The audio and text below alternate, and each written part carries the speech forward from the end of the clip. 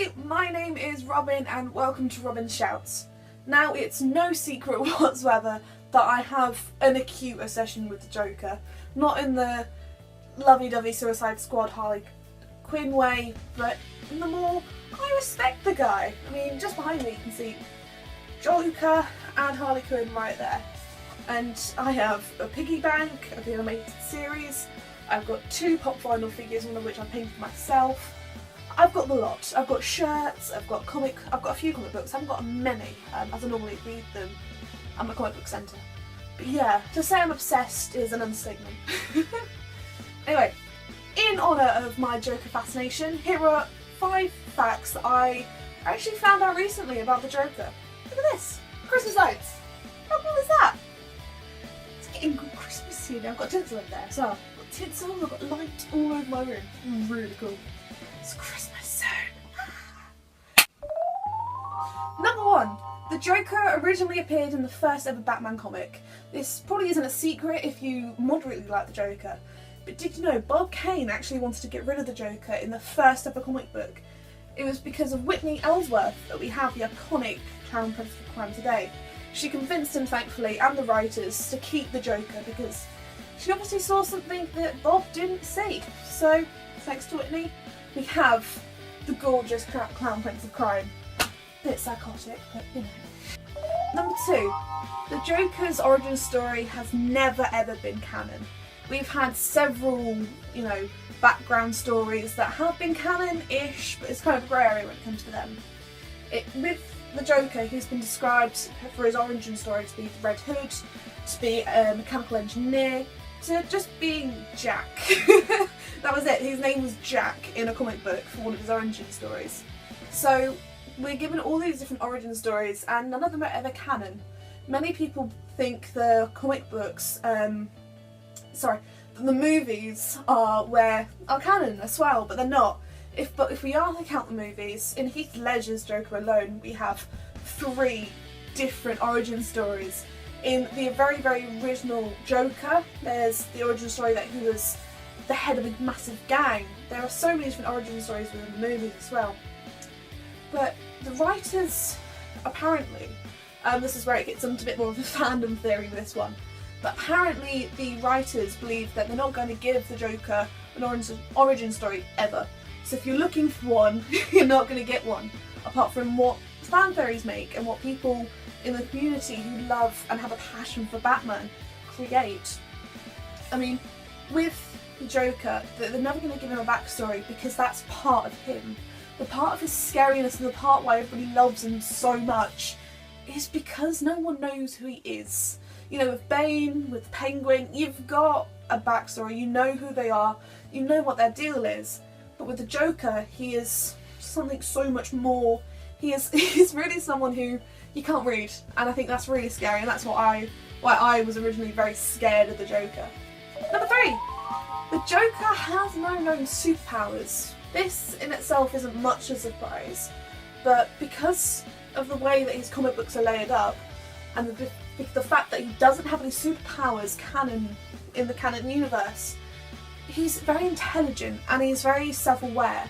Now, for a psychotic man, he doesn't fit into any category in the psychiatric sort of Bible, as it were. He can't be diagnosed with anything solidly.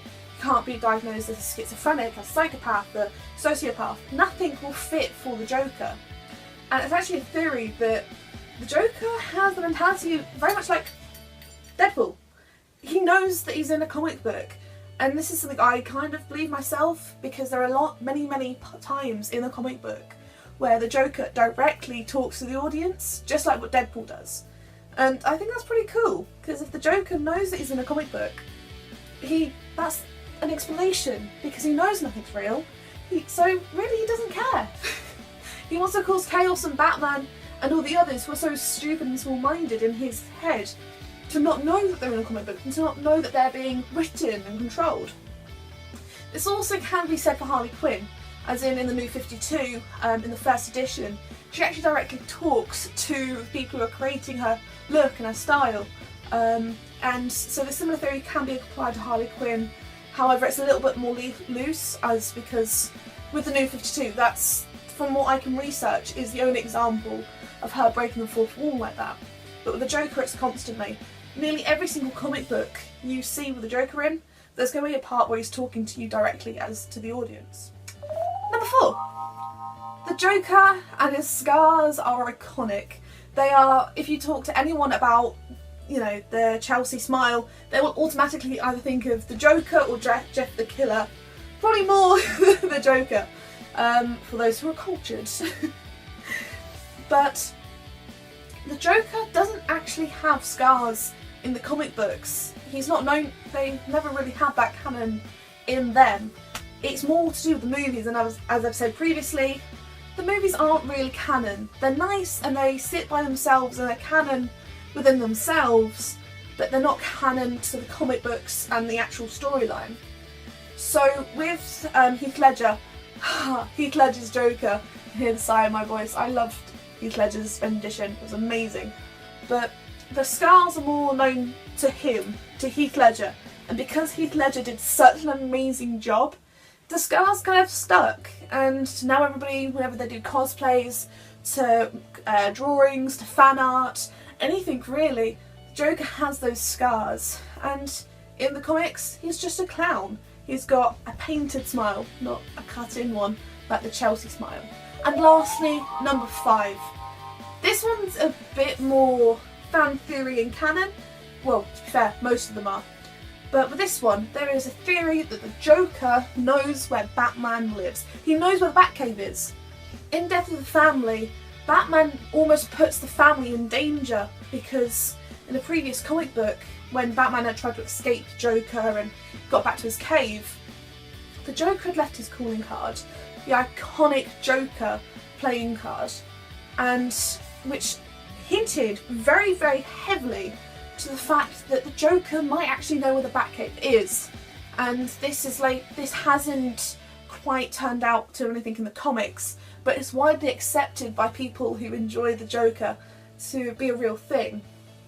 Because it also ties in with the Joker being one of the people who actually know who Batman is, and that's, spoiler, Bruce Wayne. It's not really a spoiler, kind of obvious. But yes, when Joker is interrogating the third Robin, he finds out that Bruce Wayne is Batman. Shouldn't have been that much of a leap, shouldn't have been as big as a reveal to the Joker as it was, but there we go. The Joker knows who Batman is. But despite that, it has been shown time and time again that the Joker has no interest in Bruce Wayne, he only has an interest in Batman. Now, this can be put down to the fact that Batman stands for something and so does the Joker. Bruce Wayne doesn't. Bruce Wayne stands for wealth and the upper class within Gotham. But Batman doesn't. Batman stands for everything the Joker does as well. If you listen to Heath Ledger, there are many different interpretations of what the two stand for, but they need each other. It's been said time and time again that they both need each other to survive, and I think they do too. Anyway, if you like that video about my obsession with Batman and how I spend most of my time not studying but looking at facts about the Joker, give us a like, hit subscribe, and just show a bit of support. You know, comment and say if there's anything else I missed, anything that I might have got wrong, because the internet only helps so far. The comics also are probably my biggest source. I haven't read all the comics. It's impossible for me to read all the comics, but I'm getting there. I've read quite a few. But yes, thank you everyone, thank you everybody, and see you next week.